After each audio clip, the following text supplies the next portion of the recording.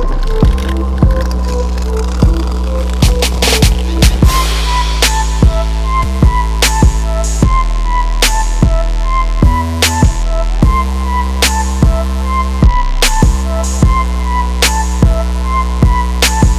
vegan cyclists, so this is day 2 of the slow training camp. Super fun, right on the coast of Cayucas was this ride. The time 4 hours 9 minutes, distance 81 miles, 130 kilometers. Power is 164 average for the whole thing, 1057 watt max. That came at the very end of the ride. Speed 19.6, max almost 50 miles an hour with about 4,700 feet of climbing, almost 5,000 feet of climbing. You can see my power chart that most of this ride was slow and chill and in zone 1, 2, 3-ish. But there was a little bit that wasn't, and that's what we're talking about. We're gonna go through the main little bit where we all kind of have a piss contest. But this ride traditionally is supposed to be LSD, long, slow distance, with a bunch of guys from all over California. It's phenomenal. It's the 4th year I've done this. I love this ride, and it's just fantastic. But about halfway through the ride, there was a little get up and go. And so I was about to take a cool picture, and I'm like, scrambling, and I throw the GoPro back in, and I jump on and chase these guys because I want to play, right? I want to play. I want to have some fun. I want to do the little practice race, right? That everyone's going to do here. And some guys get really pissed off about this because the ride is supposed to be long, slow distance, chilling, conversing, hanging out. But I don't get a lot of opportunities to ride with guys faster than me. A lot of my stuff is solo. So any chance, any opportunity that I have to ride with guys faster than me, I'm gonna take.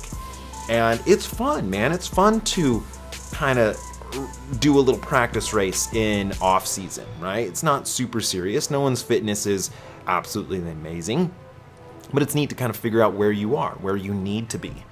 So we start hammering, and we've got about maybe 8 guys here. There's a ton of guys behind us, right? I mean, the ride had 100 some odd guys on it. It was big for sure. Now, the thing is that I've been on this road before. I've done this ride, but I don't necessarily know these guys. I don't know their fitness level, but I do know that this guy right here, his sock game, level 100, like holiday edition. Bro, the socks are off the charts. But so most of my rides on, in my area, I know the guys. I know how fit they are. I know what they can and can't do. But I'm sort of in the blind here, which is really cool. That's really a neat thing to do. When you're riding with guys you don't know, you kind of have to do it differently. You have to ride differently. So you see that? Check this out. Sock dude gives me a little wave, and I can't see anything. I don't know what the hazard is up the road, but it ends up being another cyclist coming back. So if you're in a group, especially if you're head down, drilling it, going fast, you gotta tell people behind you what's going on, because I'm basically just staring at his Santa socks and not really knowing what is up the road. So you never know. I might have wanted to attack at that point, and he's gonna let me know, like, don't do that. There's a guy up the road. So we're jamming through beautiful countryside. The coast is just over the hills, and I mean, it's just beautiful. But we are, for the most part, racing to the top of a super steep climb. So this goes about 20 minutes, 30 minutes of rolling hills, and then it gets to a really steep climb. And so that's what we're kind of doing. We're all trying to get to the top. A lot of guys want to get up there first.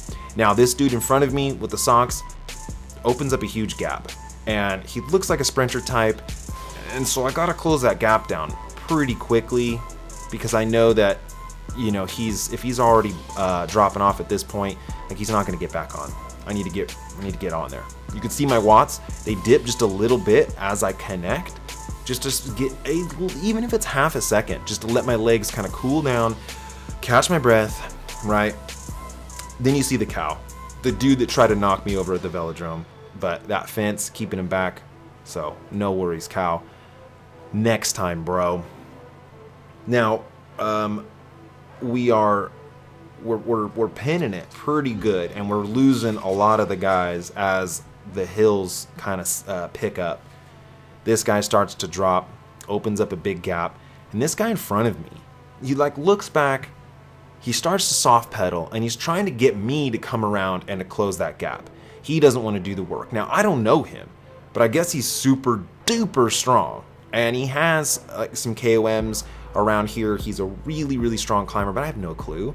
So, dude, he trolls me hard because he doesn't quite go hard enough, and he sort of looks like he's blowing up. I feel like he's having issues, like he's struggling. And but he wasn't. He was definitely not struggling.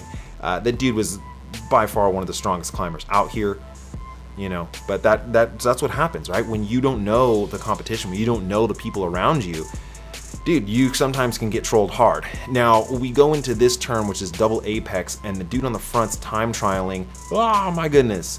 And he just goes off the road. Look at this.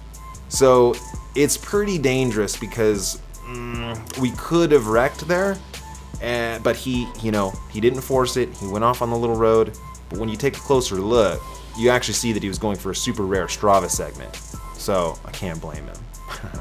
But no, really, you know, I mean, that was kind of scary because he had his head down, just drilling it. He's a past national time trial champion, just wrecking the front, and that turn was double apex. It sort of turned in on itself, and he didn't force it. What he was, after the ride, he was kind of saying that he just, you know, he probably could have made the turn, but there was an outlet right there, so he just took it, and we did not slow down at all.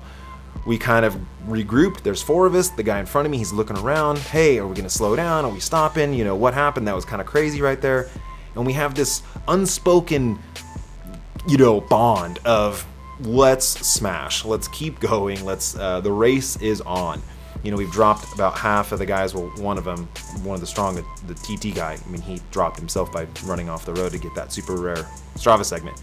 But for the most part, we've got four guys now, and the weird thing is that I'm trying to impress these guys, right? I tried to impress them because maybe they know I have a YouTube channel, so they're like, how strong is this guy, right? So I'm going hard, you know. I'm drilling. I want to get to the top first. I would love nothing more than to win this thing, and I know that winning a group ride is not.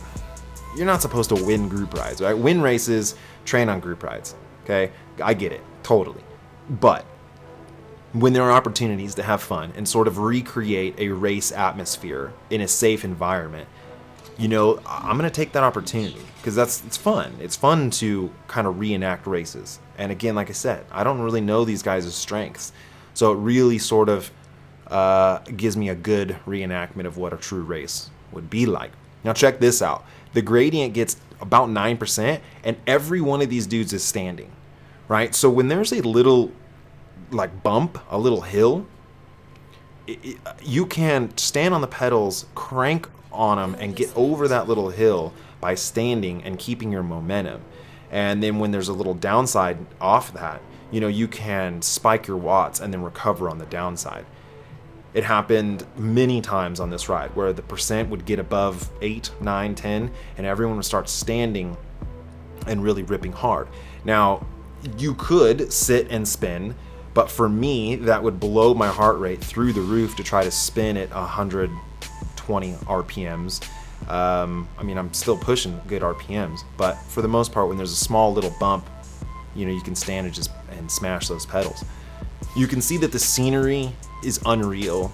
It's so beautiful. The canopy trees overcoming, you know, it's just, we have this little river next to us. And this is why a lot of guys on this ride, they don't want to race. They don't want to go hard. There's a whole year coming up ahead of them to do that. And, you know, they just want to enjoy the ride, which this route is a phenomenal route to enjoy. So I don't blame anyone that wouldn't want to just chill and not really give it a go. But it doesn't matter, dude. If there's any sort of finish line in life, period, I'm gonna go hard towards that finish line. It's just what I do. Now we're on the steep climb here where it's going to start getting up to about 18%. And I'm kind of banging off the sides, right? I go from left to right of the road to try to lessen the gradient. You can see that it's so steep, and I don't do well with low RPMs. Anything below 80 or 90 RPMs, it just wrecks my legs. And there's just nothing you could do about it. I mean, 18%, to gear your bike for an 18% climb, how often is that going to happen? Right? It's not going to happen that often. So you kind of just have to grind the gears. Right now I'm running an 1128. So, you know, it would be cool to have a 30, but eh. So I let the two guys in front of me go. I'm not getting dropped per se, but on a climb that is so steep, I don't really need to be right on their wheel because I'm not going to get any sort of draft. And I was assuming that the dude in the black and green, the one I was telling you super strong, I was assuming that he was not that strong and that he would blow up halfway through this climb because it's so steep. But again, I got trolled hard, dude. He was way stronger than I thought. So if I had known he was that strong, I would have tried to stay on their wheel from the beginning and just, you know, saw what I could do. Now, they are not that far away. There is this little gap that I could close if I wanted to. You know, if I just hammered it, and a lot of guys would do that. They would just, you know, get a second wind, hammer it, close it. But as soon as you get to them, you just blow into pieces, because anything more than, say, 6% gradient is so hard to recover on, because, and especially when you're doing 12, 13%, because just to keep your bike upright, you're having to do, you know, 300 plus watts. You're in zone 5 just to keep your bike upright. So that's what's so hard about a steep climb like this, and why I just was never able to close the gap back on them, was that it, you know, I was hoping that they would blow up, and they just never did. But I had to like manage my effort, and I managed it too much. I didn't go deep enough. I kind of reserved myself way too much, and then the gap was insurmountable. But there's all these little tiny kickers that could just blow you into fireworks at any moment. You know, you just, and then, so I think I was at 296 watts for 40 minutes.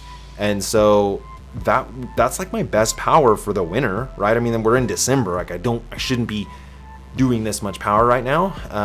So I thought that was pretty good. Everyone gets at the top. We all kind of talk the stories of the climb and what happened and how we all felt. And then we jammed down the descent. Had a great day. So I hope you enjoyed this, guys. As always, if you can cyclist, yeah!